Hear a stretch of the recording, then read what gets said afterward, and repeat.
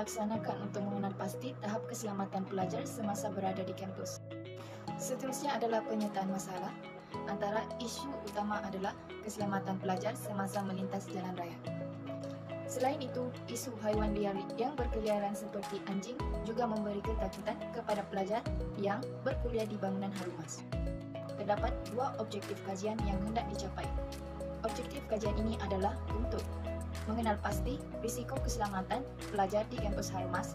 Yang kedua, untuk mengenal pasti tahap kesedaran pelajar terhadap keselamatan diri semasa berkuliah di kampus Harumas.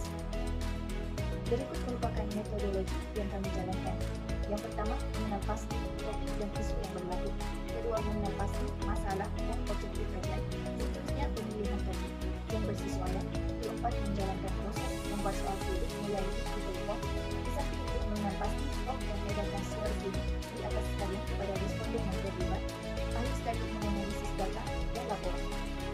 Seterusnya dapatan kajian, yaitu demografi responden.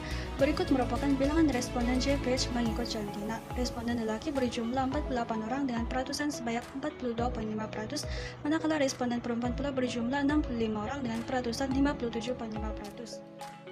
Dapatan kajian bagi 5 semester pula, pelajar semester 1 adalah sebanyak 17 orang dengan 15% responden, yaitu pelajar dari KHK. Manakala semester 2 adalah responden yang terbanyak sekali memberi maklum balas, yaitu 50 orang responden dengan 44,2%. Hasil daripada dapatan kajian ini menyatakan sebanyak 55 responden dari program DHR dengan 48,7%, manakala 41 responden daripada program DHM dengan peratusan sebanyak 36,3%. Responden daripada KHK pula adalah sebanyak 17 orang dengan peratusan 15%. Dapatan kajian yang seterusnya pula menunjukkan 113 responden dengan 100% belajar menetap di kampus Politeknik Kota Kinabalu. Seterusnya dapatan kajian bagi mengenal pasti risiko keselamatan pelajar di kampus Harumas. Terdapat 3 pernyataan yang dikemukakan kepada responden. Pernyataan pertama ialah saya mengalami kesukaran untuk melintas jalan raya dari kampus induk ke kampus Harumas. Sebanyak 91 responden dengan 80,5% menyatakan setuju terhadap soalan ini, manakala 22 responden dengan 19,5% tidak bersetuju terhadap pernyataan ini. Pernyataan yang kedua pula ialah saya berasa selamat berada di bilik kuliah dan bengkel di kampus Harumas. Sebanyak 111 responden menyatakan setuju berbanding 2 responden dengan 1,8% tidak setuju terhadap pernyataan ini. Soalan terakhir bagi objektif pertama pula ialah saya berasa tidak selamat dengan persekitaran di Harumas. Sebanyak 78 responden dengan peratusan 69% bersetuju terhadap pernyataan ini, manakala 35 responden dengan 31% tidak setuju terhadap pernyataan ini. Seterusnya adalah dapatan kajian daripada soalan objektif yang kedua.